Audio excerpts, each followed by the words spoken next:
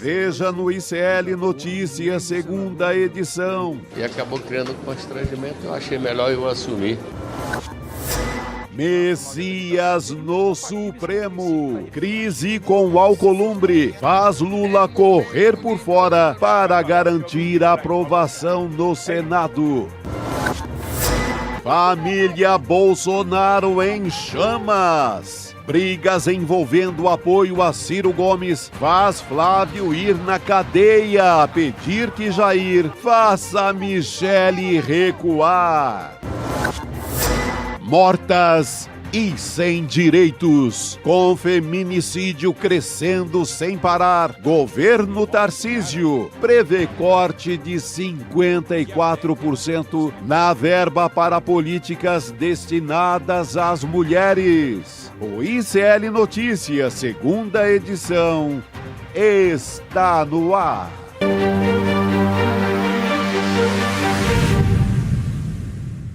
Olá, seja bem-vinda, seja bem-vindo ao ICL Notícias, segunda edição desta terça-feira, dia 2 de dezembro de 2025. Vamos juntos, ao vivo, diretamente dos estúdios do ICL para o Brasil e também para o mundo. Chico Sá, boa tarde a você, meu querido. Boa tarde, amada Roberta. É para o mundo, não é? Fica só por aqui não, porque você pode dar uma passada no chat e tem gente falando de tudo que é lugar, de Paris, do Canadá, de tudo que é país. É isso, para quem está nos acompanhando ao vivo, mas o conteúdo fica disponível, que você pode acessar a qualquer momento, de qualquer parte do planeta.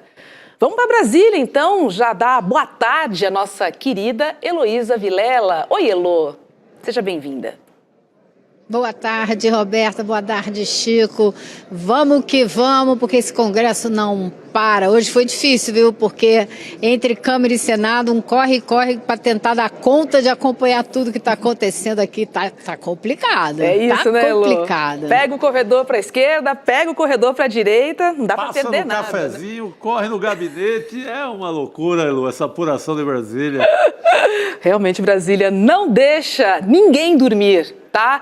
E a gente começa com mais um capítulo da novela de Jorge Messias rumo ao STF. Agora há pouco, o presidente do Senado, Davi Alcolumbre, ele anunciou o cancelamento da sabatina que estava marcada para o dia 10 de dezembro. Alcolumbre argumentou, abre aspas, o Senado foi surpreendido com a ausência do envio da mensagem escrita referente à indicação já publicada no Diário Oficial da União e amplamente anunciada. Essa omissão de responsabilidade exclusiva do Poder Executivo é grave e sem precedentes, fecha aspas. O relator da indicação, o senador Weverton Rocha, já teria inclusive sinalizado ao governo que Messias ainda não teria os votos suficientes para ser aprovado. E em meio ao agravamento dessa crise, o presidente Lula resolveu entrar em campo pela aprovação do advogado-geral da União, a vaga deixada por Luiz Roberto Barroso lá no STF. Elô, conta pra gente como é que o presidente Lula está fazendo essa articulação aí para que Jorge Messias seja aprovado, hein? Conta. Olha, Roberta, está fazendo articulação pelo telefone, está ligando de senador a senador. Hoje eu soube que ontem ele conversou com Omar Aziz e conversou também com Otto Alencar, que é o presidente da CCJ, com quem eu acabei de conversar, não faz nem 10 minutos. Também conversei com o senador Renan Calheiros, conversei com o senador Jacques Wagner e tentei entender o quadro geral dessa situação. Tem gente chegando hoje em Brasília para ajudar nessa articulação. O pessoal que trabalha na AGU está totalmente mobilizado para apoiar essa candidatura do Messias, mas eu ouvi de uma pessoa que está começando a fazer esse trabalho de convencimento de que o clima aqui no Senado é de guerra fria. Uau. Essa foi a expressão usada. E eu conversei, por exemplo, agora com o senador Otto Alencar e ouvi dele o mesmo discurso, muito semelhante, que eu ouvi do senador Omar Aziz e de alguns outros senadores que falaram de forma anônima, sem se identificar. Mas todos eles relatam que o Davi Alcolumbre não está falando em nome próprio. Quando ele briga pela candidatura do Pacheco, do Rodrigo Pacheco, ele briga por uma representação do Senado. Como é que foi que o senador Otto Alencar acabou de descrever isso? Ele disse que, bom, a sabatina está cancelada, porque o governo ainda não mandou oficialmente a indicação do Messias, mas que para esse ano ele acha que já não existe a menor chance de botar em votação em sabatina a candidatura do Messias. Agora, ele também disse e descreveu o Pacheco como ele disse o seguinte: a gente tem uma situação hoje que nunca aconteceu antes. Quando a gente votou a candidatura do Zanin, não tinha nenhum outro concorrente. Quando a gente votou também o Dino para o Supremo, também não tinha nenhum outro concorrente. Acontece que agora, com o Messias, existe um outro nome, e esse outro nome é de um senador muito querido da casa, que foi presidente do Senado, falando, claro, do Pacheco, e que foi um defensor da democracia, defendeu as urnas eletrônicas, foi o primeiro a anunciar que o presidente Lula tinha vencido as eleições, foi um senador e um presidente do Senado que defendeu o Estado Democrático de Direito e, inclusive, se indispôs com o ex-presidente Jair Messias Bolsonaro. Então, por tudo isso, criou-se uma expectativa no Senado de que ele poderia, sim, ser o candidato à vaga no STF. E aí me disse um senador muito experiente que considerou o processo todo muito mal conduzido, que deveria ter sido tomado assim um cuidado maior por parte do Palácio do Planalto para apresentar essa candidatura, explicar o porquê e fazer um trabalho de convencimento com o Senado antes de publicar no Diário Oficial que estava selada a sorte e que o nome era o Messias. Então, o que eu estou querendo dizer com isso e vários senadores disseram para mim isso hoje, a imprensa exagerou quando começou a falar que o Davi Alcolumbre queria isso, aquilo outro.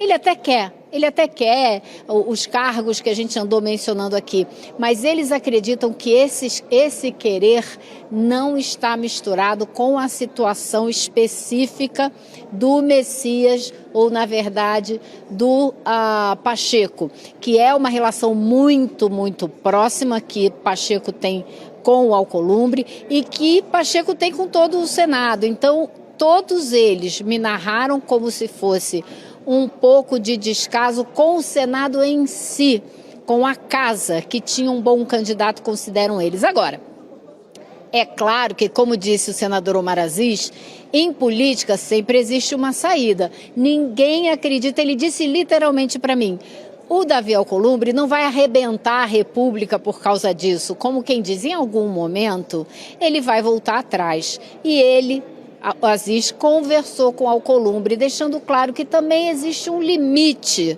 para essa briga. Então, o que se espera agora é que, como isso vai ficar para o ano que vem, que não dá mais tempo para ser esse ano, pode ser que até lá os ânimos se acalmem. Pois é. Chico, essa indicação, ela fez um verdadeiro strike, né? Fez um strike com o movimento negro, porque o anúncio foi no dia da consciência negra, no dia 20 de novembro. Assim, o que nos deixou, de fato, perplexos. Não agrada o Senado, porque não é o candidato preterido. Não é o Pachecão. Né? Não é o Pachecão. Assim, o presidente Lula tem um pipinaço para resolver, embora todos nós saibamos que a prerrogativa é dele, né? Mas ainda assim, que saia justa, Chico. Não, foi uma grande novela pro Lula, né? Ele tomou em todas as frentes aí.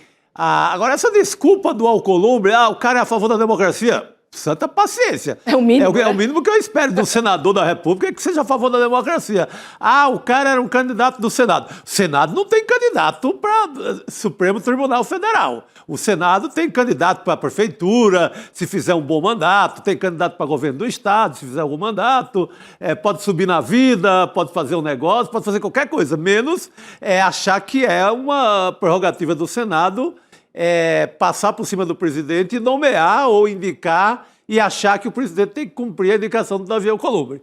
Essa história está mal contada, eu acho que é a velha chantagem de sempre, tem aí a cota da pressão sobre a Polícia Federal, está todo mundo querendo dar uma amaciada, o clima em Brasília está muito quente para o desejo da oposição, tem várias frentes de investigação, Tem a sonegação em cima desse caso do advogado Ricardo Magro e de suas empresas, que pega meio mundo, sai lá do Rio de Janeiro, pega o Cláudio Castro, vem aqui para São Paulo, faz um estrago no Palácio dos Bandeirantes do Tarcísio de Freitas, pega metade do Centrão ou mais.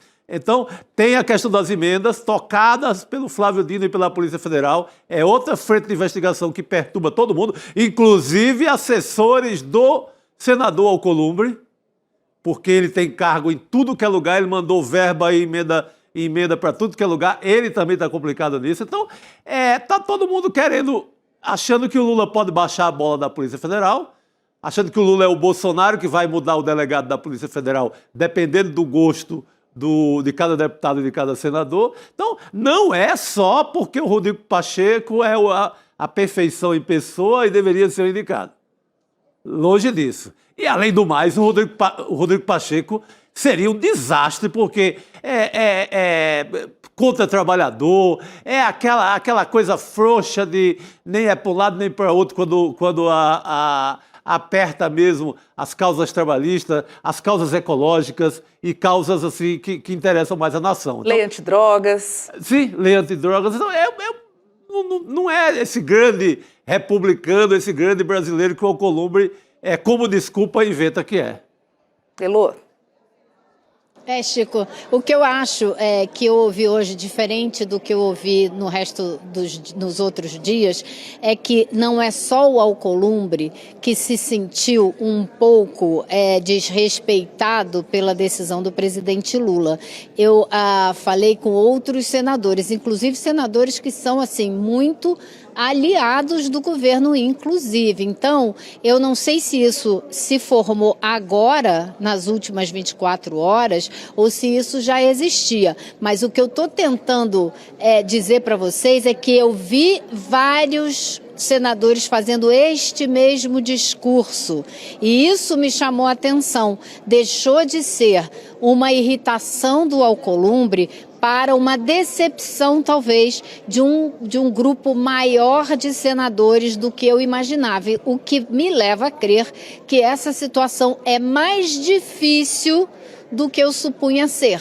Então, vai exigir muito mais conversa, muito mais convencimento do próprio presidente Lula junto aos senadores do que eu imaginei que seria necessário. Esse discurso não é só do senador Alcolumbre. Esse discurso agora é também de outros senadores de centro, considerados mais progressistas do que eu imaginava.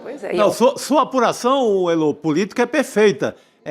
Eu creio que o Alcolumbre conseguiu já passar para os seus pares, para os senadores, essa atmosfera. Isso que era só ele que sentia. Isso. Ele conseguiu espalhar para a turma, contaminou todo mundo. Sua apuração é perfeita. O que eu estou falando é das famosas verdades encobertas, como canta o Roberto Carlos, por exemplo. O que, na hora H, o que a turma está querendo? Aí é o cofre do Banco do Brasil, aí é tomar mais ainda do governo federal. Vamos trocar de tema? Vamos falar sobre segurança pública agora, gente, porque às vésperas da apresentação do relatório da PEC, marcada para quinta-feira, na Comissão Especial da Câmara, o relator e deputado Mendonça Filho já adiantou que vai fazer uma série de alterações no texto apresentado pelo governo. Vamos ver o que ele disse. A gente vai fazer uma mudança profunda, estrutural, no que diz respeito ao funcionamento das polícias, às atribuições dos estados, a cooperação por parte dos municípios, dispositivo constitucional para tornar mais dura a legislação penal, punindo as pessoas e intervindo também na área do sistema penitenciário, que é um dos gargalos principais com relação à política de segurança pública. Vai alterar muito o projeto enviado pelo governo? Eu acho que sim, de forma substancial. Será uma proposta ousada, robusta e consistente do ponto de vista técnico. Elô, a PEC de segurança pública do governo, você acha que ela corre o risco de ser desidratada, hein? Com certeza, corre risco de ser completamente modificada e deturpada. A gente está esperando o texto dessa medida antifacção sair a qualquer momento aqui na Câmara e essa frase do relator, as atribuições dos estados, é o que acende todos os alertas aqui do governo na área de segurança, porque a gente sabe que o intuito, hoje teve uma audiência pública que os governadores da extrema-direita participaram. Qual é o grande objetivo? É tentar novamente fazer o que eles tentaram já com aquele projeto do DERIT, submeter a Polícia Federal às decisões dos governadores de estados.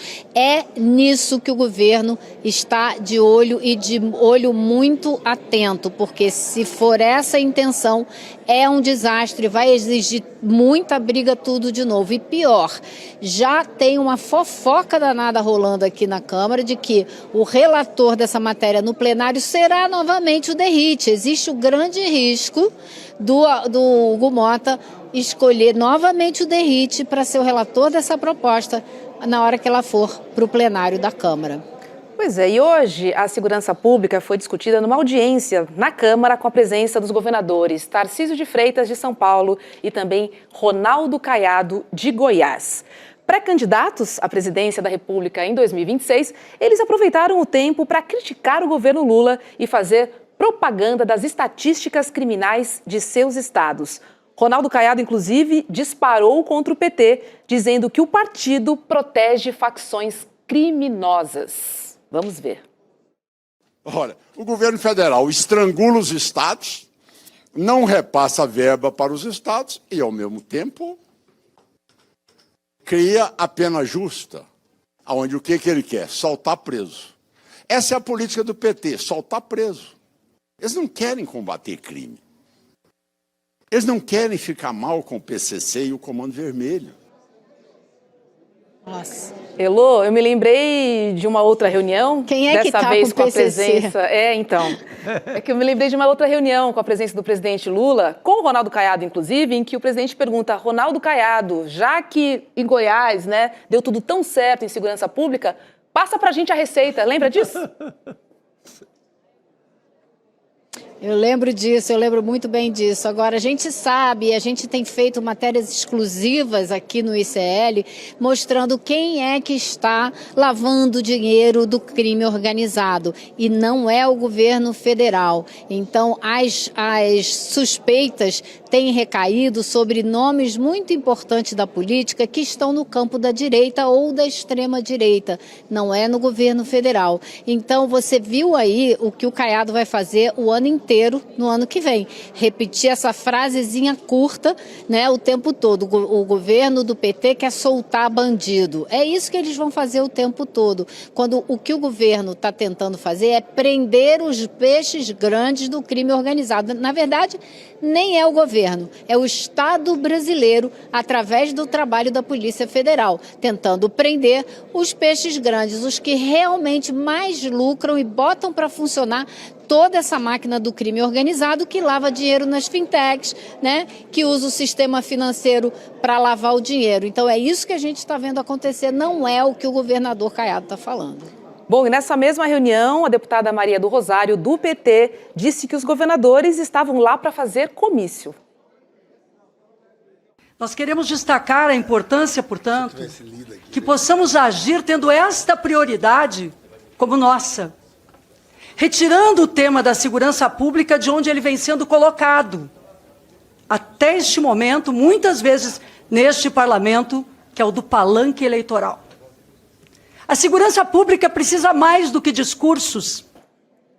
Que reunião, né? Que palanque a gente viu. Ronaldo Caiado, teve o Tarcísio de Freitas falando que essas medidas eram cosmética e fecha com a Maria do Rosário dizendo: ainda não estamos em 2026, precisamos resolver uma questão.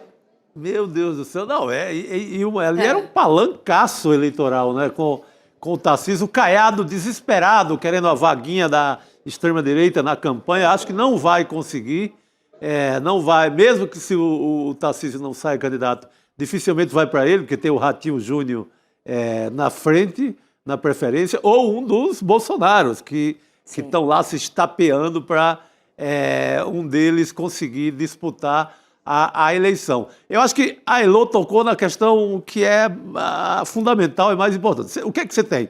Você tem essa turma toda da direita e da extrema-direita numa luta desesperada contra a Polícia Federal. Ninguém quer poder para a Polícia Federal. O Tarcísio não quer, porque está enrolado no caso do advogado Ricardo Magro, da Refit, da refinaria. Tem gente do governo comprometido. O Cláudio Castro não quer, o Caiado não quer. Tem um outro caso gravíssimo, que é o caso do Banco Master. Aí também ninguém quer. Nem o Toffoli lá no STF, a gente vai falar sobre isso hoje. Vamos sim. Tá querendo botar panos quentes lá nessa história também. Então, ninguém quer mexer nesses grandes casos, dos grandes crimes bilionários. Tá todo mundo querendo chutar a porta do barraco do pé rapado que não tem nada. Aí esse tipo de combate ao crime lá embaixo, lá no andar de bem baixo mesmo, quase no subsolo, todo mundo é o machão e o corajoso, né? Quando vai subindo, todo mundo recua, aí o Tarcísio não é mais aquele machão, o Cláudio Castro também não é, aí se fala no nome do Ricardo Magro, 4 tomam Rivotril, fala no nome do Daniel Vorcaro, aí mais 12 tomam Rivotril e vai tentar dormir. Esse é que é o clima. Ninguém quer conversa em combate a crime lá em cima. Todo mundo quer continuar chutando porta de barraco. E a gente sabe que isso não funciona, né, Elô? Estamos enxugando gelo há quanto tempo, hein? Pois é mais fácil, midiático, só que não funciona. E eu acho que, como a gente vem falando, né, já há mais de 6 meses, que o governo tem na mão uma plataforma importantíssima, que primeiro era essa promessa do imposto de renda, que agora já virou lei. Em segundo lugar, essa luta para acabar com a escala 6x1, que promete ser a grande bandeira do governo no ano que vem. Falta nesse tripé, para fechar uma campanha eleitoral perfeita, uma maneira de comunicar claramente para a população o que o governo quer no combate ao crime organizado, o que o governo quer na área da segurança. E talvez deixar muito claro para a população que, tipo, que nem o petróleo é nosso, a PF é nossa, não é de nenhum estado. De arranjar uma maneira clara, objetiva, muito de se comunicar com a população para deixar isso bem claro, como fez com a PEC da bandidagem. Se eles quiserem voltar a essa ideia de submeter a Polícia Federal aos estados, tem que haver uma frase simples, 3 palavras, resumir essa ideia de uma maneira que seja fácil de explicar para a população. Agora, também trazer uma maneira simples e objetiva de falar o que o governo quer na área de segurança. Isso é urgente e tem que ser definido já no começo do ano que vem para contrapor esse tipo de discurso fácil que a extrema-direita fica fazendo. O governo quer soltar bandido. Claro que o governo não quer soltar bandido, mas o governo não quer deixar presas as pessoas que não têm por que estar lá há tantos e tantos e tantos anos, não é? Então, essa comunicação precisa ser refinada e preparada para o ano que vem. Com certeza. Muitas pessoas que sequer foram julgadas ainda, mas estão detidas. Exatamente. Não, quer uma boa contraponto? O governo é só pegar os números do Tarcísio e do Derrite aqui em São Paulo. Eles não se dizem modelo de segurança pública no Brasil. Pega os números do Tarcísio e do Derrite e mostra para o Brasil inteiro. Você vai encontrar um descalabro, o maior número de feminicídios da história. Proteção nenhuma às mulheres, proteção nenhuma ao trabalhador que está com o celular na parada de ônibus. Assim, é terrível a segurança pública em São Paulo. O que esses caras eles vão para a televisão e se arvoram aos grandes resolvedores da questão de segurança pública no Brasil? É só mostrar os números aqui em São Paulo que desmoraliza o Derrite e o Tarcísio, que estão querendo consertar as coisas no Brasil inteiro. É verdade. E olha, hoje Brasília de fato não parou, porque a Comissão de Assuntos Econômicos do Senado aprovou hoje, por 21 votos a 1, o projeto de lei que aumenta a taxação de bets, fintechs e juros sobre capital próprio. Essas taxações estavam previstas para entrar lá no projeto de isenção do imposto de renda, mas para evitar que o texto voltasse para a Câmara, os senadores fizeram um acordo para votar à parte. Só que a sessão destinada a votar o projeto na comissão foi marcada por críticas ao Ministério da Fazenda. O relator, o Eduardo Braga, que é do MDB e, portanto, da base do governo, disse que assessores do Ministério da Fazenda teriam pedido alterações na última semana, modificando boa parte do que teria sido acordado entre Renan Calheiros, autor do projeto, e o líder do governo, Jacques Wagner.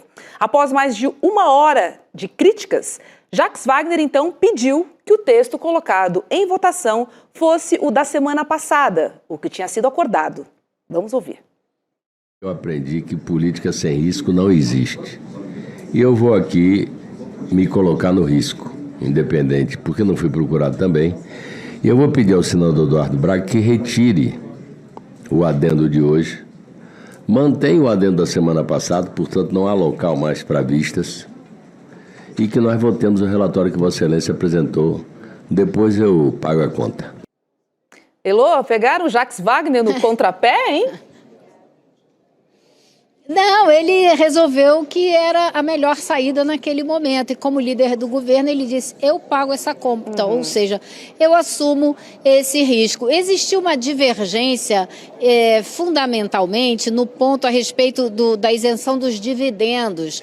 Porque o projeto dizia que ficavam isentos de pagar dividendos aqueles que fossem apurados até o fim do ano e pagos até abril do ano que vem. E o governo não queria que fosse assim. O governo achava que poderia arrecadar aí cerca de 10 bi, que não vai poder arrecadar mais. Então, essa era a divergência. E o senador Eduardo Braga se mostrou até bastante irritado com essa confusão, porque para ele o texto estava certo já na semana passada e houve essa tentativa, aparentemente, do governo de fazer essa mudança. Então, no fim das contas, Jacques Wagner disse, não, vamos votar do jeito que estava, eu assumo esse risco, precisar conversar com a Fazenda, eu converso, e o texto foi aprovado. Agora, ele tem 2 pontos super importantes, que é o aumento da taxação das bets e das fintechs. Essa taxa não vai aumentar tudo de uma vez, vai aumentar aos poucos, mas vai subir, por exemplo, das bets, vai subir de 12% para 15%, para depois 18%. Disse um senador na reunião que devia ser 40%, porque em muitos outros países é 40%. Eu tendo a concordar com ele, devia ser 40%. Agora, o grande problema dessa medida, e o senador Espiridião Amin, que é um senador da direita e hoje muito fechado até com a ala bolsonarista aqui no Congresso. O que ele disse? Bom, isso vai para a Câmara e lá é ladeira abaixo, como vocês sabem. Preciso desenhar para explicar melhor? Ou seja, existe uma expectativa no Senado de que ao chegar aqui na Câmara, esse projeto que aumenta as taxações das bets e das fintechs não vá sequer à votação. Hoje a bancada das bets é gigantesca. Tá todo mundo defendendo assim desesperadamente, principalmente na Câmara. É uma vergonha que se pague só 12%. Você pega, por exemplo, o estado de Nova York, nos Estados Unidos, 51% sobre bets, sobre essa jogatina, que é o mínimo, porque eles sabem que bet não dá emprego a ninguém. Outro dia vi um levantamento, sabe quantos empregos cada bet dessa dá? A que mais dá emprego? Quantos? 19 empregos. Nossa, nada.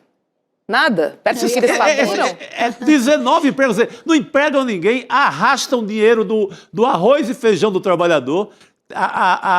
Todas as pesquisas mostram também que já tem muita gente que gasta até dinheiro de Bolsa Família com esse tipo de jogatina. Ali os adolescentes, os mais jovens, acabam pegando o orçamento familiar para jogar nesse inferno que só vicia, não dá nada. A gente sabe que é um jogo que só se perde, não se ganha nada. Isso deveria ficar mais evidente na propaganda, não fica. É quem banca todo o jornalismo esportivo do Brasil hoje. Times de futebol. É quem banca as próprias emissoras têm suas bets. A Globo tem uma sócia com uma turma lá de Las Vegas. As emissoras estão nessa jogatina, não há menor vontade de nenhum comunicador do Brasil a lutar contra isso. Então, o mínimo que se faz é colocar o imposto lá em cima. Porque Para cobrir pelo menos os custos com o SUS, né? Exatamente, Roberta, porque tem muita gente que tá indo para a fila adoecido e está sobrando para os hospitais e para o SUS. Pegue o departamento de que cuida de pessoas viciadas em jogatina aqui no Hospital das Clínicas, lotado. Ninguém dá conta mais disso. E desmantelando a vida das famílias. Isso era... Absurdo, primeiro, né, Chico? não era para existir, mas já que não tem como derrubar politicamente no momento, coloca 80% de imposto, 90%, sabe? Não dá. Difícil, né, Não Elô? dá. Não, Chico, eu concordo com você. E o projeto do senador Renan Calheiros aumentava para 24%, que ainda é pouco. E no fim das contas, o que passou aqui no Senado foi 18%. Muito pouco, pouquíssimo. Tinha que ser muito mais. O senador Omar Aziz, hoje na comissão, começou a falar de futebol, falou como isso está estragando o futebol. Deu o exemplo de um jogo em que um time muito conhecido perdeu de 6-0 de um outro time que jamais conseguiria ganhar dele. Ele falou, não posso afirmar com certeza, mas alguém foi comprado nesse jogo e quem apostou nisso ganhou uma fortuna, porque era o resultado mais improvável do momento. Então, existem várias consequências desastrosas para o esporte, para a sociedade, para a saúde, para o endividamento. Não tem nenhum benefício. Só quem se beneficia é aquele dono da Bet que contrata 5 pessoas por uma merreca qualquer e fica sentado ganhando dinheiro sem fazer nada. E na maioria das vezes essa grana vai para fora do Brasil, nem aqui fica. Então é desastre total, né? É desastre total. Difícil. E a gente não vê uma luz, né, no fim, porque tem um lobby muito grande e muito interesse. Lobby pesado, é a bancada... Principalmente da mídia e do futebol. Exatamente. Fica muito complicado. Difícil. Por isso que eu acho que pelo menos tributando lá em cima, ficaria alguma coisa para segurar o estrago na saúde das pessoas. Minimamente. Heloísa Vilela, vai descansar, amiga. São 6 horas da noite e o dia foi cheio, agenda lotada. Obrigada, viu, por compartilhar todas as informações. Amanhã tem mais. Aqui conosco. Um beijo pra você. Bom descanso. Amanhã tem mais. Elô. Até amanhã, pessoal. Boa noite, Elô. Beijo. Chega mais, Rodrigo. Vamos nessa. Chegando Já deu para aqui. tomar um cafezinho? Deu tempo. Boa noite. Tô acompanhando o debate aqui de vocês, né? Bom, né? Difícil a gente conseguir taxar fintechs, bets, enfim. Todas essas tecnologias novas, né, que geram muito dinheiro, enquanto não regulamenta, não regulariza e não aumenta o imposto, elas vão nadando de braçada. Ainda mais com esse congresso, né? Eu estava acompanhando também a primeira parte do debate, essa história do Alcolumbre. Quando veio o anúncio do Alcolumbre de que ele ia adiar a votação, né, do Messias, até... será que fez um acordo? Não. A briga ficou mais feia, né? Pois é. E a Elô disse que está preocupante o cenário no bastidor, né? Então vamos acompanhar. Ele deu uma capa institucional, a coisa de instituição, o Senado está ofendido. Não sou eu. Esses caras dão umas capas assim de a coisa bem institucional. Como se fosse o Senado romano, quase, né? É o Cícero, né? Cícero no Senado romano. Dão aquela capa. Na verdade, quer pegar o cofre do Banco do Brasil, gente. É isso. É isso aí. Os caras querem atacar cofre, é isso. Quando vem com esse papo, não sei o quê, o Senado também tem sua vez, está sendo atacado a instituição. Quem disse que o Senado tem que nomear... O Senado não nomeia ministro do Supremo, né? É isso. Pelo menos até agora não escolhe, né? o nome, né? O Alcolumbre, cara, ele tem 2 ministérios, ele tem gente espalhada na máquina federal no Brasil inteiro, ele tem influência na Justiça do Brasil, ele tem influência num bocado de coisa, ele está enrolado nesse caso do Banco Master. Assim, é um cara super poderoso e vem agora tentar embarrear essa nomeação, né? Ele quer ter influência no STF também, Chico. Poxa vida, deixa ele. Olha só, gente, estão abertas as matrículas para a primeira pós do ICL em Teoria Crítica da Sociedade. Esse é um projeto acadêmico totalmente inédito e revolucionário. A cara do ICL. É uma pós-produção que une a nossa coragem, aqui, nosso jornalismo corajoso, com a tradição da FESP-SP e um time de professores, professores que realmente fazem a diferença no debate público. Um time que produz conhecimento sério e ajuda, né? Ajuda a gente a desmascarar essas estruturas de poder que organizam o mundo. Então, se você quer estudar com os melhores professores, tipo Nancy Fraser, Vladimir Safatli, estou falando de Gessé Souza, Márcia Tiburi, Elisa Jabbour e muitos outros. Então é o seguinte, acesse icln2.com.br para garantir a sua vaga, tá bom? E ó, quem se inscrever agora ganha um combo exclusivo com 6 livros. Vou pedir para colocar os livros aí na tela. Ó, vou destacar 2, Chico.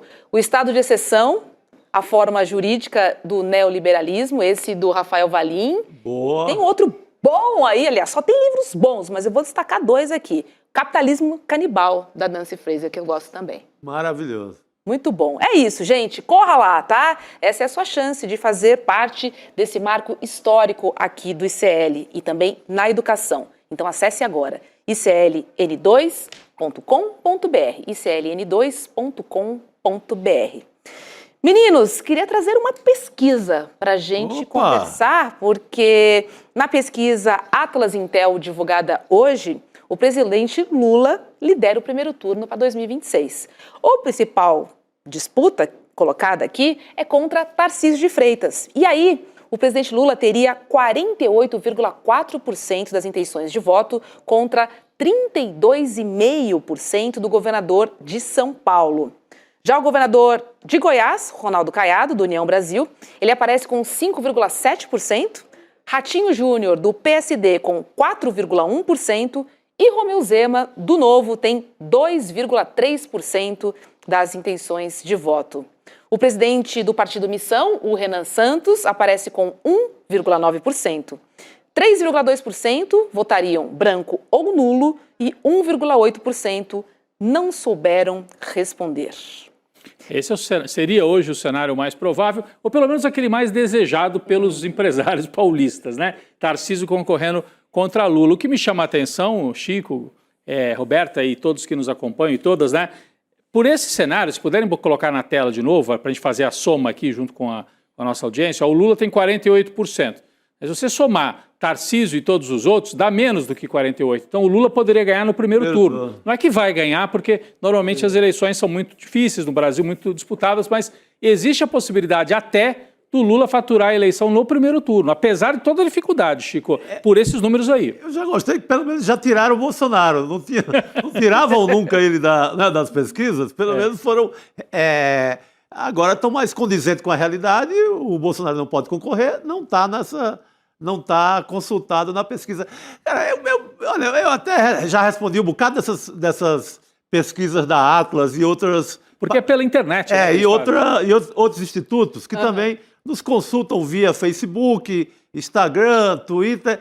Cara, não sei, eu gosto mais daquela pesquisa olho no olho ali, a prancheta e vamos responder.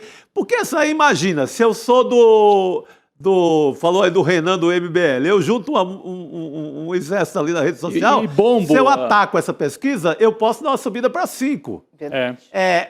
Não sei, eu posso estar falando bobagem científica porque eu não sou um especialista nessa área. O Renato Meirelles até vem aqui hoje, é interessante até falar com ele sobre isso.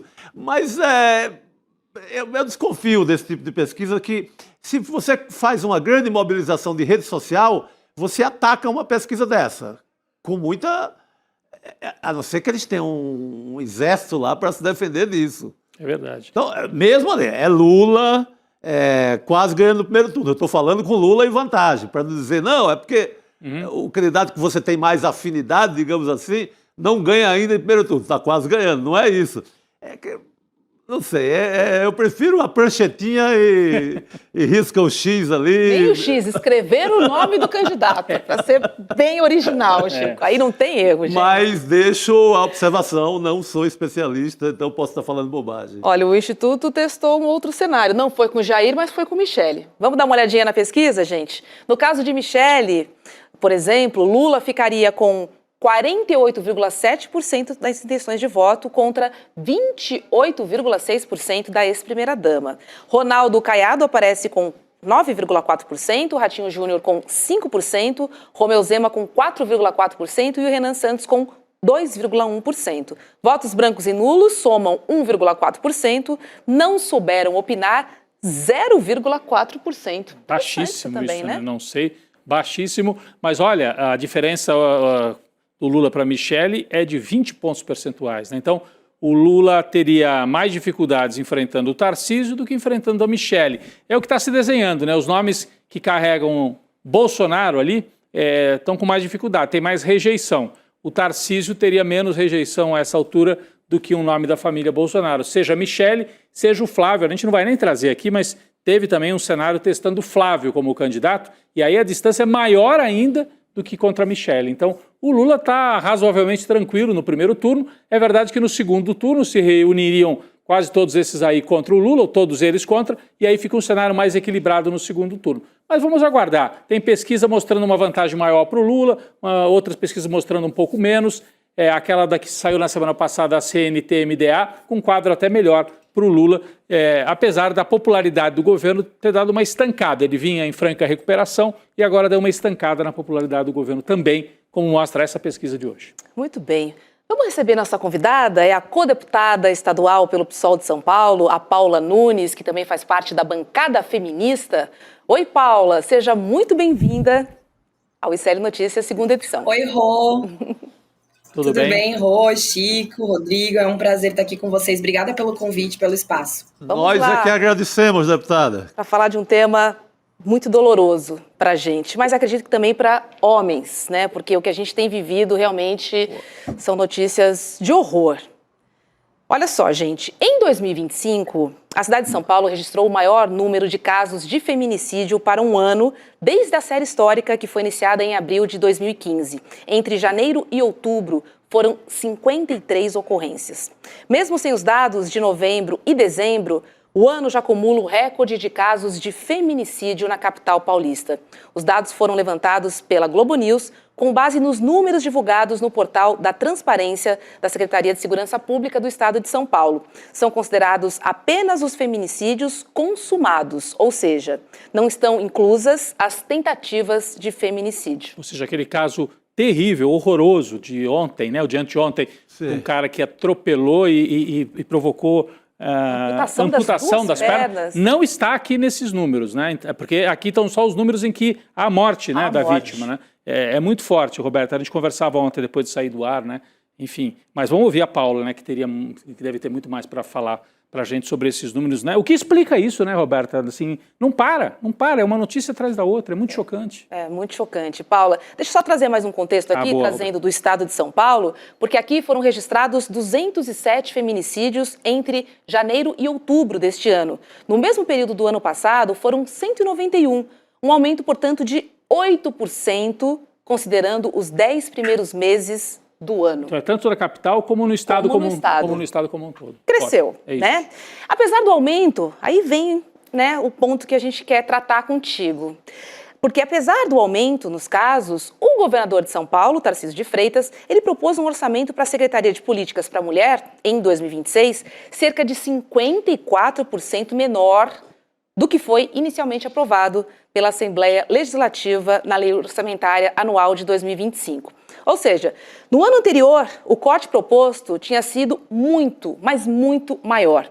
Tarcísio de Freitas destinou cerca de 10 milhões do orçamento paulista para o enfrentamento da violência.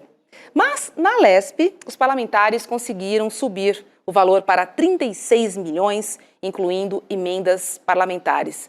Agora, deputada, é um estranhamento a gente ver que os casos sobem e o dinheiro para combater esse aumento desce. Há algo muito errado aí, né? Nessa balança? É exatamente isso. E essa é também a nossa indignação. Rodrigo perguntava o que explica isso. Eu acho que é importante dizermos o que explica isso. Em primeiro lugar, o que explica o aumento dos feminicídios, o que explica o aumento da violência doméstica, o que explica o aumento dos estupros no nosso estado. O que explica esse aumento é o aumento também do ódio contra as mulheres. Um ódio que é praticado nas redes sociais inclusive um dos casos, é importante dizer, recentes desses escandalosos de violência que nós estamos vendo nos noticiários, é o caso do chamado Calvo do Campari, né? Então, um influenciador que ganha dinheiro monetizando o ódio contra as mulheres, que ganha dinheiro dizendo que as denúncias feitas por mulheres de violência são denúncias falsas. Essa é a lógica do movimento Red Pill, dizer que, na verdade, é o feminismo que criou um sistema judicial que privilegia mulheres, que direitos são privilégios, que existe uma desigualdade, na verdade, de mulheres e homens, e o que desequilibra a balança são os direitos das mulheres. Então existe essa tentativa do movimento Red Pill de construir, dos masculinistas no geral, de construir esse imaginário na nossa sociedade, e esse mesmo expoente foi flagrado, com laudo, flagrante, filmado, em uma situação de violência contra sua namorada por ela ter negado relações sexuais. Então é importante dizer que o que explica esse aumento dos índices é, acima de tudo, o ódio que é propagado contra as mulheres e que vem aumentando não só nas redes sociais, mas também fora dela. Mas nós precisamos combater essa violência. E é impossível combater essa violência sem falar de políticas públicas. E se tem algo que a extrema-direita, aqui no estado de São Paulo, tem feito com força, é jogar fora essa política pública. Você falou, Rô, de dados importantes orçamentários. Eu posso dizer que essa secretaria fake da mulher que foi criada para supostamente gerir políticas públicas de defesa da mulher, tem a cada ano um orçamento reduzido nas políticas de combate e enfrentamento à violência. A maioria do orçamento dessa secretaria é destinado a folhas de pagamento, e no que tange a execução de políticas mesmo, infelizmente, existe um orçamento muito reduzido. Mas também existem formas de combate a essa violência que passam por outras secretarias. Eu posso dar exemplo do emblemático secretário de Segurança Pública, agora oficialmente fora do cargo, mas que tinha se licenciado para tentar votar o projeto antifacção, mudou completamente o projeto, enfim, né, todo um debate. Mas o Guilherme Derrite, desde que ele assumiu a gestão, a principal cobrança que eu tenho feito a ele é: quando vai cumprir, quando o Estado de São Paulo vai cumprir a lei federal sancionada pelo presidente Lula no meio de 2023, que garante o funcionamento 24 horas por dia, 7 dias por semana, das delegacias de defesa da mulher. Porque violência contra as mulheres não tem hora, violência contra as mulheres não tem dia. Não é possível que um estado como o nosso, que tem cerca de 120 delegacias especializadas de defesa da mulher, tenha só 11, 12 que funcionem de forma ininterrupta. E a resposta do secretário para mim, sistematicamente, é dizer que, na verdade, já existe uma forma online de denúncia. E aí eu digo para vocês, claro, vamos pedir para essa mulher que foi arrastada na marginal por mais de 1 quilômetro, por um homem que tentou assassiná-la, e uma tentativa de feminicídio que culminou no fato de que ela teve que amputar 2 pernas, vamos dizer a ela que faça uma denúncia online, porque é a forma como o Estado de São Paulo tem condições de acolher essa vítima. É um escárnio. Então, vejam só, um Estado que se vangloria de reduzir a criminalidade, como diz o ex-secretário, sistematicamente, não conseguiu reduzir nenhum índice de violência contra as mulheres. Seja o feminicídio, seja a violência doméstica, seja os estupros. E não fez isso porque não há interesse político. O orçamento da Secretaria das Mulheres é um exemplo, mas nós podemos falar de diversas políticas públicas para as mulheres que deveriam ser destinadas para as mulheres e que, na verdade, não existem no nosso Estado. O que existe é um enxugamento de tudo que tem a ver com os nossos direitos, com a nossa luta e com a defesa das nossas vidas, né? Então, é explosivo. É explosivo a combinação, é explosiva a combinação entre o aumento dos discursos de ódio, que se refletem também na prática, e a ausência de políticas públicas concretas de enfrentamento, de combate aos feminicídios, o que passa também, importante dizer, pelo ensinamento de que os homens não cometam violências, e isso o Estado de São Paulo está muito longe de fazer. Deputada, é uma loucura isso, né? Você pega o Derrite, assim, ele estufa o peito ali ao lado do Tarcísio e eles se colocam como modelos de segurança pública no Brasil. E vê o desastre que é nesse assunto, né? Um desastre que a gente mostra em números, mostra em casos, em histórias e tudo mais. Mas outra coisa que a extrema-direita tem praticado muito, tem feito muito no Brasil, é tentar desmoralizar a Lei Maria da Penha, né? Eu lembro exatamente de um documentário de um canal chamado Brasil Paralelo, que é assim, uma verdadeira campanha, e uma campanha para ser passado para os jovens, para a moçada, a moçadinha jovem, de que isso é uma grande besteira, que combate ao feminicídio é uma grande besteira, e que Maria da Penha sequer foi vítima dessa violência contra a mulher. Ou seja, eles tentam, além de não ter uma política pública de combate mesmo ao feminicídio, ainda tem todo o embasamento teórico e campanhas em redes sociais para mostrar que é uma grande bobagem essa questão da Lei Maria da Penha. Quase para as pessoas ficarem com raiva da vítima. Exatamente. Ficarem com raiva da lei e não ficarem indignadas, eu não digo nem com raiva, ficarem indignadas com a violência. Não, esse tipo de documentário é Brasil Paralelo, está em paralelo com a realidade. Sim. É uma realidade paralela, assim, não é a verdade do dia a dia. Mas é impressionante isso. Faz essa máquina de propaganda que acho que explica um pouco do que a deputada falou, né? Essa campanha de ódio permanente, né? Exatamente. Então, você junta essa campanha, né, de rede social da extrema-direita com zero política pública, é um desastre completo, né, deputada? Vocês tocaram num ponto que, para mim, é crucial.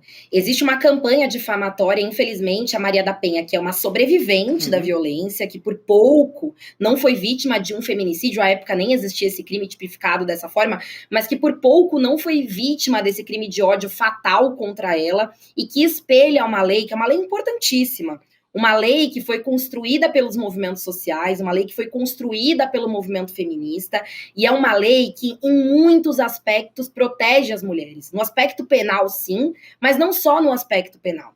Existe uma lógica do movimento Red Pill, falo Red Pill, mas falo dos masculinistas no geral, que é de criar um movimento de desconfiança com relação às denúncias, deslegitimar as vítimas. Eles tentam dizer que, na verdade, o problema do Brasil não é o aumento da violência em todas as suas esferas.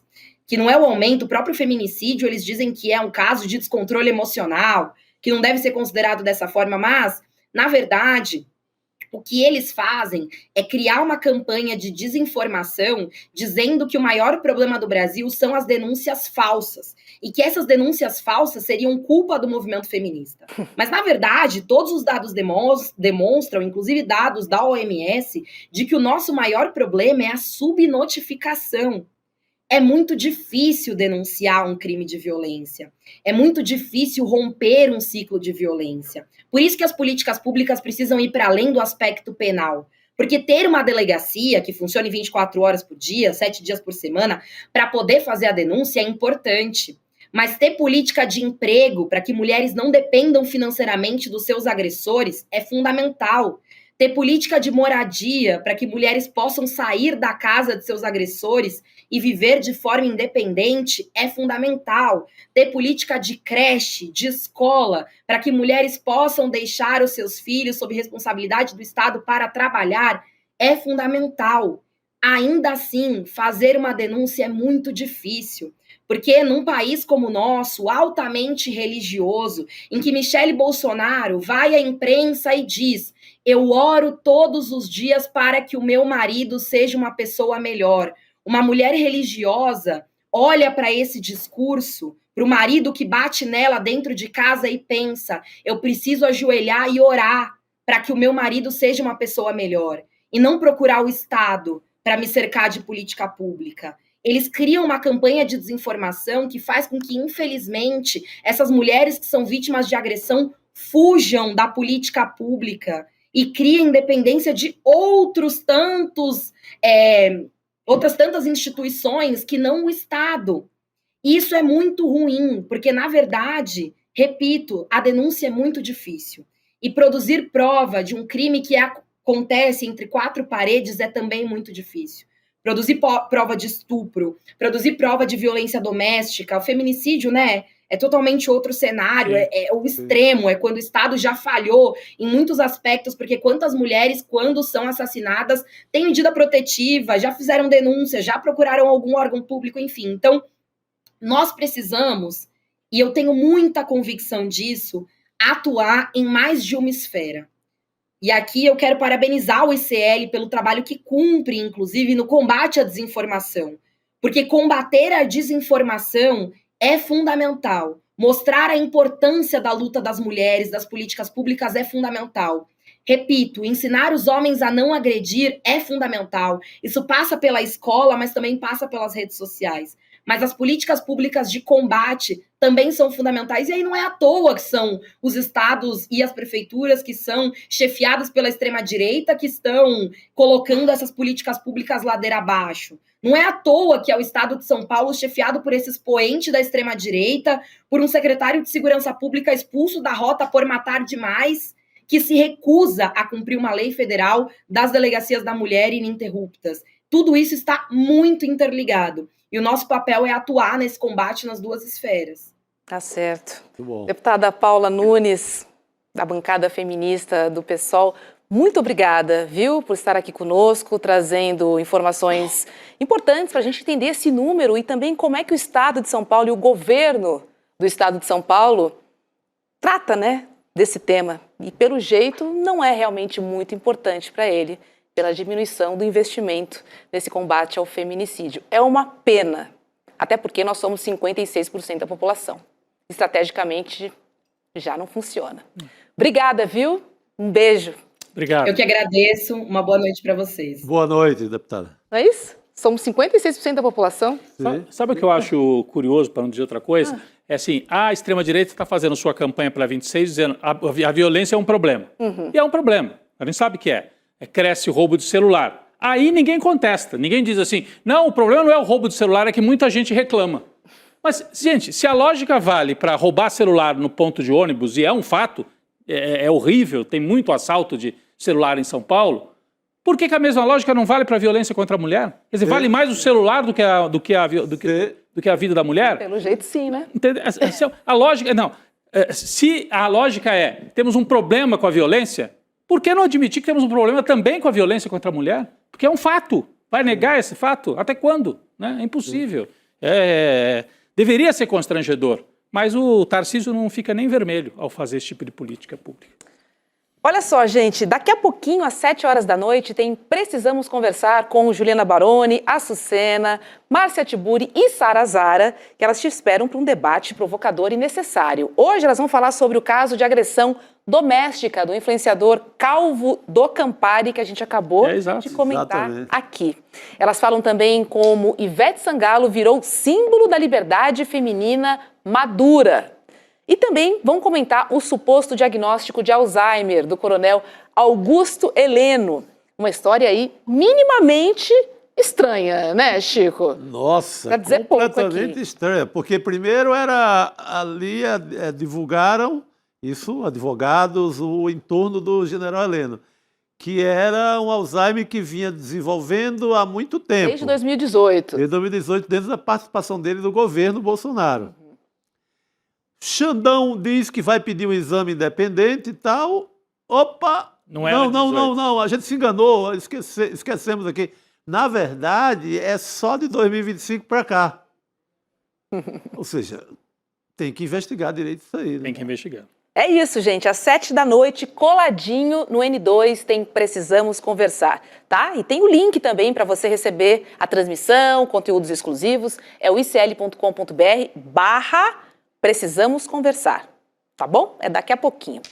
Vamos voltar aqui para as nossas notícias, porque o ministro Dias Toffoli decidiu colocar em sigilo máximo, esse era um assunto que a gente... Sigilo master. Sigilo master, as investigações sobre as suspeitas de fraudes, né, financeiras ocorridas no Banco Master, que levaram à prisão de Daniel Vorcaro, o então presidente do banco. Segundo interlocutores, o objetivo do sigilo é evitar vazamentos que poderiam levar a anulações.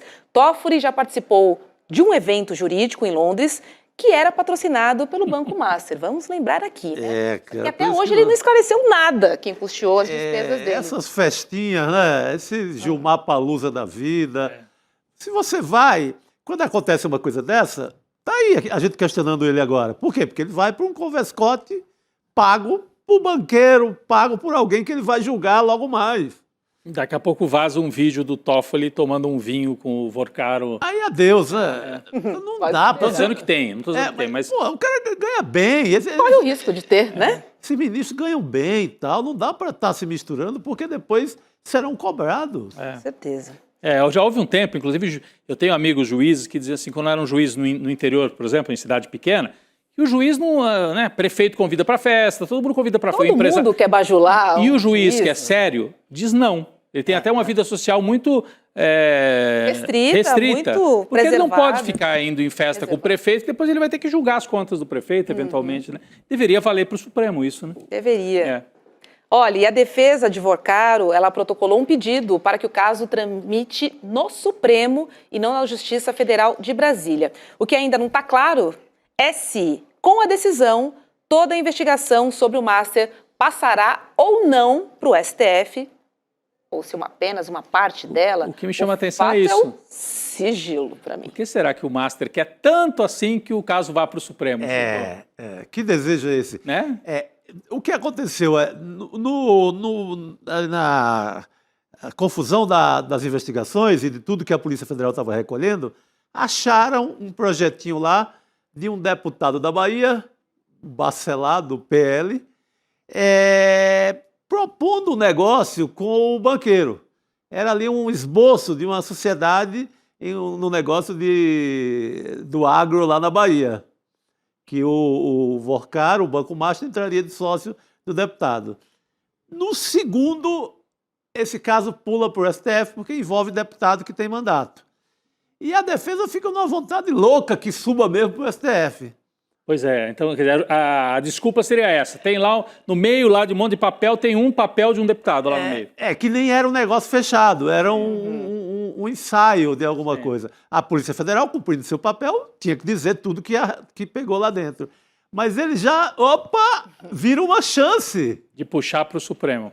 Vamos subir esse negócio lá, porque pode ser mais fácil o caminho. O primeiro presente que ganham é o sigilo. Já tira o caso da imprensa, já tira de todo lugar. Vamos ver se consegue segurar mesmo, né? Porque uma coisa é decretar o sigilo, outra é o jornalista não ter acesso ao que está acontecendo. E é um caso que já está muito público, né? Já se sabe que o governador do Distrito Federal, o Ibanez Rocha, está metido até a careca. Já se sabe que o governador do Rio de Janeiro, Cláudio Castro, também fez tudo para levar toda a grana do Estado do Rio, da Previdência do Estado do Rio, para o CDB do Banco Master. Então, já se sabe muita coisa sobre política. Já se sabe que o Ciro Nogueira era lobista maior desse rolo todo. Então, tem muita coisa já pública, mas guardaram segredos e mais segredos nessa canetada do essa canetada. Fizeram um cuscuz, abafaram, né? Botaram ali uma panela por cima e não vai ter mais, não vai alimentar mais a imprensa. É isso. Desanimador. Desanimador. Olha, deixa eu trazer um outro recado, porque o ICL precisa da sua ajuda, da sua colaboração, para uma causa muito, mas muito nobre, tá? Para a gente ajudar a manter viva a Casa do GOG em Brasília. Essa é uma casa que foi criada para ser uma referência de cultura, de conhecimento e também de acolhimento, né, para a comunidade do Guará, que fica em Brasília. E essa comunidade precisa do seu apoio. O espaço oferece atividades artísticas, educativas, culturais gratuitas, tem estúdio de gravação, tem muita coisa legal, muitas atividades na Casa do GOG. É uma casa que cuida das pessoas, né, que dá oportunidade e fortalece a autoestima comunitária. Hoje a casa tem esses cursos, né, e está preparando a construção de uma cozinha industrial. Então, para isso, a Casa GOG precisa de você para continuar aí oferecendo ajuda, né, a centenas e centenas de jovens que hoje dependem da casa para ter uma perspectiva de futuro. Então, se você puder, participe, tá? E faça a sua doação. O link é o icl.com.br/vaquinha. icl.com.br/vaquinha. A gente tem os números já dessa campanha durante todo o dia aqui no ICL? Temos? Vamos dar uma olhadinha no VT que a gente preparou para você. E tem o maculelê, que o maculelê vocês conhecem, sabia?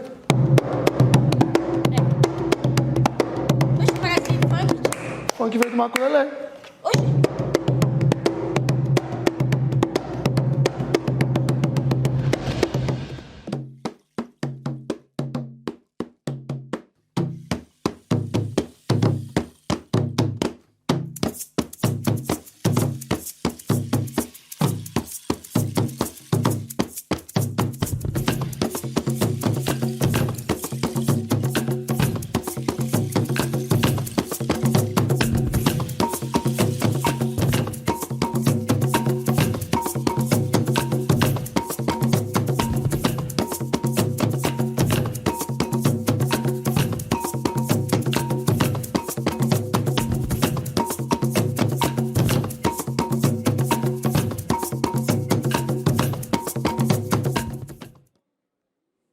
É isso. Se puder, colabore. icl.com.br/vaquinha, né? O GOG é um parceiraço aqui nosso. Não, trabalho sério. O Trabalho GOG não é muito brincadeira, é importante. para valer. Muito sério, então a gente conta com a sua ajuda, se você puder, é lógico, participar dessa construção que é e precisa ser coletiva. Vamos nessa, gente. Temos o convidado? Temos? Então vamos lá. O senador Flávio Bolsonaro disse hoje que pediu desculpas à ex-primeira-dama Michele Bolsonaro após a briga por causa da aliança com Ciro Gomes no Ceará. Após visitar o ex-presidente Jair Bolsonaro na prisão, o Flávio disse que explicou ao pai a situação e que o palanque do PL ainda não está fechado em nenhum estado. A gente lembra que Flávio, Eduardo, Carlos e Jair Renan protagonizaram uma briga pública com a madrasta no início da semana, quando ela criticou o apoio à candidatura de Ciro Gomes e falou que o candidato dela ao governo do Ceará é Eduardo Girão, do Partido Novo. E para contornar essa crise, o PL convocou uma reunião emergencial com todos os envolvidos. Após o encontro, o deputado federal e presidente do PL no Ceará, o André Fernandes, disse que as negociações do Partido Liberal para o governo do estado estão paralisadas. Já Flávio Bolsonaro disse que o mal-estar na cúpula do partido passa por um ruído de comunicação e que Michele teria falado com o coração no evento do final de semana. Hoje, mais cedo, Michele rebateu as críticas que tinha recebido e manteve a posição. Vamos ver o que ela disse numa nota. Abre aspas. Como ficar feliz com o apoio à candidatura de um homem que xinga o meu marido o tempo todo de ladrão de galinha, de frouxo e tantos outros xingamentos? Como ser conivente com o apoio a uma raposa política que se diz orgulhoso por ter feito a petição que levou à inelegibilidade do meu marido e se diz satisfeito com a perseguição que ele tem sofrido? É isso. E sobre os enteados, Michele disse o seguinte, olha, abre aspas, eu respeito a opinião dos meus enteados, mas penso diferente e tenho o direito de expressar os meus sentimentos com liberdade e sinceridade. Meninos, vamos aí. É bafo, né? Mas ela está sendo vítima da própria tese dela de que a mulher tem que ser submissa, que a mulher não pode ir para o enfrentamento. Então, ela é vítima de um discurso, ao meu ver, equivocado dela mesma, né? É uma disputa que está evidente aí dentro do PL, né, Chico, para ver quem é que vai comandar o partido enquanto o Jair está preso, né? E aí ela saiu na frente, foi para o Ceará, fez aquilo que a gente mostrou ontem, né, e tudo, e estão tentando apagar o incêndio. Hoje foi dia de tentar apagar esse incêndio, mas o nosso convidado está aí, eu imagino que o Renato Meirelles vá justamente comentar o significado dessa disputa para o cenário eleitoral que começa a se armar para 2026, não é isso, Renato? É isso, Renato. Boa noite, a bola está com você. Tudo bem, Roberta, Chico, Rodrigo, prazer enorme estar aqui de novo com vocês e tentando entender aí esse imbróglio na direita brasileira pela lógica do eleitor. Nós fizemos uma pesquisa há um tempo atrás que mostrava a desunião da direita, né, que tentava traçar quais eram os rumos da direita brasileira pelo viés dos eleitores. E o que a gente viu? Que os eleitores que se identificam como direita tinham várias classificações, inclusive de extrema-direita. Os eleitores de extrema-direita são os mais devotos dos filhos do Bolsonaro. E são os eleitores que, no caso do Ceará, votaram aí, que levaram aí o deputado federal e presidente do PL do Ceará ao segundo lugar nas eleições municipais da Prefeitura de Fortaleza, com um discurso mais radicalizado. Por que eu estou dizendo isso? Porque este movimento coloca a direita, que é a extrema-direita, focado pela família Bolsonaro, versus uma direita que está tentando ampliar o eleitorado bolsonarista para as mulheres evangélicas de menor renda, que são aí o público que mais gosta da persona da Michelle Bolsonaro. O engraçado é que isso se dá com ela defendendo o bolsonarismo mais do que a extrema-direita defende o próprio bolsonarismo. E é por isso que, de alguma forma, os filhos do Bolsonaro recuaram aí nas críticas feitas à madrasta, e a Michelle não recuou. Na luta por se colocar como uma personalidade política própria e que vá além do bolsonarismo. Qual é a dificuldade que o eleitor enxerga na candidatura da Michelle? O eleitor da extrema-direita. O eleitor da extrema-direita não confia em mulheres que têm um posicionamento diferente dos homens que dividem o palanque político com elas. E no caso da família Bolsonaro, eles não confiam na madrasta. Isso é tão forte que, pela primeira vez, todos os filhos do Bolsonaro se juntaram para falar contra um integrante da própria família, que é a madrasta Michelle Bolsonaro. Era um tal de retweet de um Bolsonaro de 01, 02, 03, 04, um retweetando o outro para falar isso, que na verdade mostra que a direita está sem rumo nessa candidatura. E o eleitor percebe o quanto que a direita está sem rumo. Vamos lembrar que até pouco tempo atrás, os filhos de Bolsonaro estavam brigando sobre a estratégia do Trump, se foi correta ou não foi correta.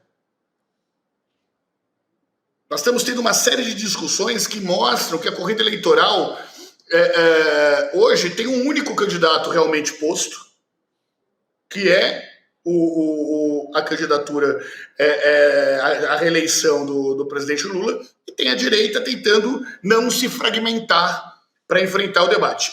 Um outro detalhe, acho que isso não é um detalhe menor. O que é o Ciro Gomes? Meu Deus, entrou numa roubada sem tamanho. Falar o que era Ciro Gomes, né, Renato? O que era? Que roubada, né? É só um detalhe que precisa ser dito, Chico, porque, bom, tudo que a Michelle falou sobre o Ciro Gomes é verdade. Sim. E o quanto que a extrema-direita, por um conchavo político, se une a algo que ela aceitava como crítica. Aí vai ser uma confusão só. E o quanto que a eleição novamente passa a ser vista como uma eleição anti-Bolsonaro ou anti-PT. E nessa lógica do anti-Bolsonaro ou anti-PT, cabe até para o Ciro Gomes receber apoio do bolsonarismo. Mas de uma parte só, porque a outra parte está tentando chutar o Ciro para longe. Vamos. Não, eu queria só assim frisar, o Renato de alguma maneira já falou isso, mas uma mulher dizer o que a Michelle falou aqui, eu acho até forte e acho necessário. Ela diz assim, olha, eu tenho o direito de expressar meus pensamentos com liberdade e sinceridade. É o que qualquer mulher no cenário público até hoje tem a necessidade ainda de fazer, né, Roberto? Porque muitas vezes precisa afirmar isso. Então isso não seria nada demais. Ela dizia assim, tenho o direito de expressar meus pensamentos com liberdade e sinceridade. Na direita, na extrema-direita, isso é aceito, Renato? Ou isso cria uma dissonância? Porque, na verdade, eu completo isso aí com esse pensamento. A própria Michelle, ela passou o ano inteiro dizendo que tem que prevalecer a opinião do marido, a opinião do homem. que ela é zero discurso feminista. Então, quando ela se arvora a dizer que está com a razão, isso também não dá o nó na cabeça da extrema-direita, Tem né? uma dissonância, né, me parece, né? Eu vou dizer uma coisa aqui, que eu vou tomar porrada de tudo quanto é lado, tá? É isso Tipo, aí. tipo o Ciro Gomes, quase assim, né? Quase. Quase tipo... Quase o Ciro. Pessoal, se qualquer liderança política feminina falasse isso, de esquerda falasse isso ia ser bem visto. Sim. Sim. Se outras primeiras damas de esquerda falassem isso ia ser bem visto. Claro, sim. Então, o que nós estamos vendo é que a direita teve o seu dia de janja. E só não teve condições de lidar com isso. Perfeito. É isso mesmo. Perfeito.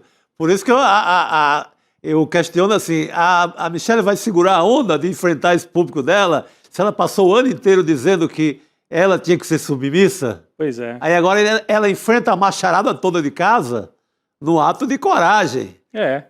Ela pega lá, hoje ela acordou, o que ela fez? Ela foi direto no Instagram e ela postou nos stories os vídeos com o Ciro Gomes culhambando o Bolsonaro. Para mostrar que ela está coerente. Para mostrar para a macharada de casa, quem é? Para os varões, como eles dizem lá na casa deles, como eles tratam na campanha do PL, mostrar, olha quem é esse Ciro Gomes que vocês estão querendo apoiar. Está chamando meu marido de ladrão de galinha porque ele roubou na gasolina quando ele era deputado federal. Um caso, aliás, muito verdadeiro, noticiado pelo Lúcio de Castro, uma bela reportagem. Mas então, aí a própria Michelle acorda e agora sou eu e eu vou dizer, e eu tenho... Tenho direito. A autenticidade, eu tenho direito, e eu sou quase de esquerda nesse sentido. Que é o que o Renato leu aí muito bem. Não, eu só... vamos tentar olhar esse movimento da Michelle, além de, obviamente, escancarar aí as contradições que existem num determinado campo político do Brasil, mas ele tem um movimento estratégico que é muito claro. Ela saiu em defesa do marido. Sim. Coisa que nem os filhos fizeram. Então, nesse sentido, ela, é uma esposa fiel aos interesses do marido, à proteção da imagem do marido. Uma mulher de coragem, como as mulheres evangélicas de baixa renda, que enfrentam quem precisam enfrentar para defender a sua família. É isso. Eu estou dizendo, não se trata aqui de concordar ou não concordar, mas eu sou analista de opinião pública. E como analista de opinião pública, eu entendo assim, qual é o efeito simbólico que a ação da Michelle Bolsonaro teve. E nesse sentido, a reação dos filhos do Bolsonaro ajudam e fortalecem a Michelle Bolsonaro. Eles saem menores, posicionam ela como uma liderança mais coerente, como uma liderança que não se vende como a política tradicional, como uma liderança que defende a família mais do que os próprios filhos foram capazes de defender o pai. E vamos lembrar tudo que os filhos do Bolsonaro já falaram sobre o próprio pai. Então, do ponto de vista da persona, da possível candidata Michelle Bolsonaro, ela saiu muito maior desse entreveio com a direita do que entrou. Tá? Então, a gente olha do ponto de vista da direita, mostra a contradição da direita, mas do ponto de vista da ex-primeira-dama, ela sai com uma força política muito grande, que permanece conservadora, que permanece defendendo a família, que defendeu a honra do seu marido, que brigou com quem precisava brigar para defender a sua visão de mundo, e nisso ela se assemelha a boa parte das mulheres evangélicas de baixa renda, que são o que a diferencia da extrema-direita. Né? Essa é a diferença que ela tem dos eleitores da extrema-direita. E ela tem se colocado, né? Porque ela não pediu desculpas, ela disse que tem o direito a opinar e não parou por aí, porque ela também se mostrou contra o apoio à candidatura de Eduardo Paes do Rio de Janeiro. É verdade, do Rio também é. Então ela continua ali. Sim, tem uma coerência, defendendo, né, os interesses. Tem uma coerência, mas pode ter acabado com essa aliança no Ceará, né? Porque era um projeto também do Ciro, ele estava muito empolgado com isso, de se juntar ao André Fernandes, que teve uma grande votação, foi para o segundo turno na eleição de Fortaleza, e para o enfrentamento com o PT no Estado. Você acha que essa aliança ela vai para o espaço? Porque agora exige, por exemplo, que a Michelle recue e diga que não, tudo bem, vamos com o Ciro mesmo. Eu acho impossível a partir de agora. Não, ela declarou o voto no girão ontem. Né? Ela declarou o voto. E o Ciro está quieto, né? O Ciro não falou nada até agora, eu pelo menos não vi. Não. Acho que ele está tentando descobrir o que ele vai... Eu, se sou o André Fernandes, ligo para o Ciro e falo, Ciro, esquece esse troço, cuida da tua vida, eu vou cuidar da minha, porque agora ferrou tudo. Deu ruim, né? Deu ruim para eles, eu acho, né? Eu acho que tem muita água para girar, para passar debaixo dessa ponte. Tá? Nos grandes estados, a polarização nacional, se existir essa polarização nacional, isso vai depender muito de quem será o candidato da direita, ou o candidato, ou os candidatos. Né? As alianças estaduais vão estar a serviço dessa aliança nacional.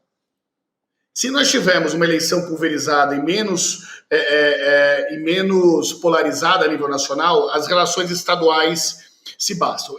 Eu vou dar um exemplo. Por que partidos como o PSD e o MDB evitam entrar em grandes alianças, ou de forma clara, ou lançam candidatos com pouquíssima intenção de voto, para poder ter os seus palanques regionais livres para conseguir candidaturas?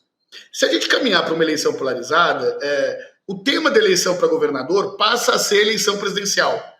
E aí um apoio ou não do Ciro obriga os principais candidatos a tomarem partido. Sabendo que no Ceará o candidato a governador é o candidato à reeleição. É o Eumano. Do PT. Então, um candidato forte já tem um candidato a presidente, que é o Lula. O outro candidato vai ter que ter alguém. Se vai ser o Ciro, ou se vai ser um terceiro, né? Ou se vai ser o Girão, ou se vai ser... Nós vamos ter que ver. Então, acho que depende muito de como tiver a intenção de voto e a polarização a nível nacional para definir para onde vai a eleição do Ceará ou ao governo do Rio de Janeiro e por aí vai. Acho que só tem um detalhe, tá? O apoio do bolsonarismo é muito importante para uma candidatura do Ciro. O país não está nem aí para o apoio do Bolsonaro e do PL. É legal para a gente, mas para ele, na boa, ele não precisa desse apoio. Meninos, deixa eu trazer outros números. A gente já falou aqui da pesquisa Atlas Intel.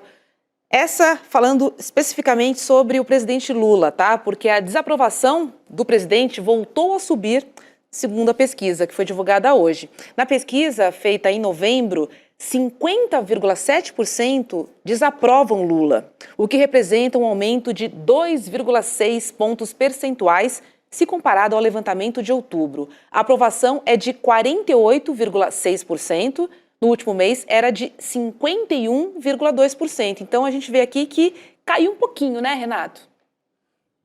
Caiu sim, e é muito interessante, ao olhar as pesquisas, enxergar as diferenças de metodologia que existe, de uma pesquisa telefônica, de uma pesquisa pela internet, de uma pesquisa presencial.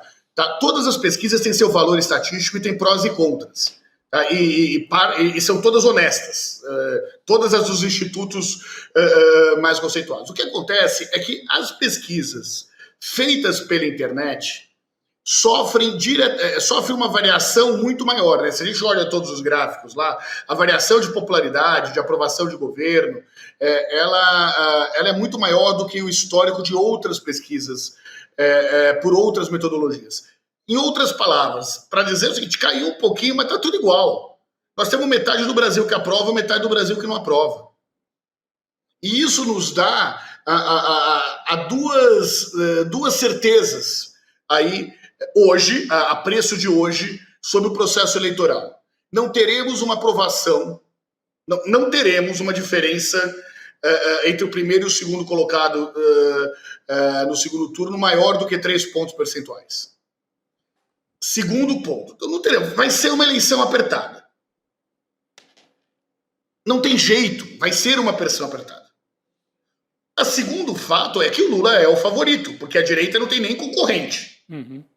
Então, o voto que aparece do Tarcísio, ou o voto que aparece da Michelle, nessa mesma pesquisa da Atlas, é muito mais um voto anti-PT do que um voto pelo Tarcísio ou pela Michelle, ou pelo Caiado, ou pelo Ratinho Júnior, que ninguém ainda de verdade sabe quem é.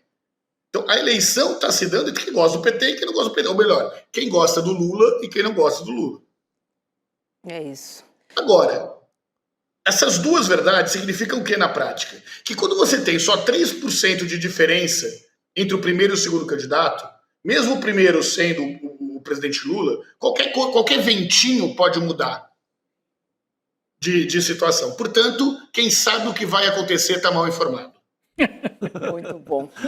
Nada de bolinha de cristal, né? Excelente. Deixa eu trazer mais um dado aqui da pesquisa Atlas Intel, porque foi perguntado quais são os maiores problemas do Brasil. E a gente tem aqui as respostas, porque para 62,7% das pessoas, a criminalidade e o tráfico de drogas disparam como o maior problema do nosso país. Depois vem a corrupção, com 59,8%, economia e inflação aparecem com 21,9% e extremismo e polarização política com 21,5%.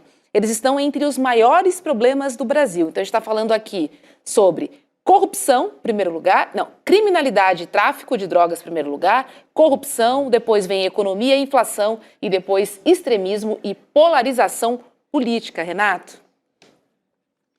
Vamos lá. O movimento que os oposicionistas estão fazendo é tentar conseguir levar a discussão eleitoral para o território da segurança. Né? Historicamente, quando você vai discutir o papel do Estado e as questões sociais, a esquerda leva vantagem no processo eleitoral, quando o debate se dá nesse território. Quando vai para a criminalidade, como vai para costumes, a direita leva vantagem. Mas o que a gente está vendo na prática? Um movimento orquestrado que ganhou força a partir da ação que o governo do estado do Rio de Janeiro teve nas favelas cariocas, que fez com que ele ganhasse aí o apoio dos outros governadores de direita para colocar a pauta de segurança entre as principais pautas do processo eleitoral. Agora, por que eles conseguiram fazer isso? Porque tem eco na realidade. Existe uma insegurança muito grande. O tráfico de drogas assusta as mães. A criminalidade, que significa o roubo dos aparelhos celulares, traz um prejuízo gigantesco para as pessoas de menor renda. O que não é verdade? Que o eleitor acredita que só uma candidatura como a do Tarcísio seria capaz de resolver isso. Ele não acredita nisso. Ele não acredita nisso. O eleitor sabe que o problema de segurança é mais profundo. Os eleitores fora do estado de São Paulo, quando você pergunta qual é o estado mais violento do Brasil, eles respondem Rio de Janeiro e São Paulo, que são estados dirigidos pela direita. Uhum. São estados dirigidos pela direita. O que você pergunta para pessoas de outros estados fora São Paulo? Elas têm medo que São Paulo exporte o PCC para o restante do Brasil. A gente já viu esse movimento na eleição do Alckmin lá atrás. Uhum. Continua existindo agora.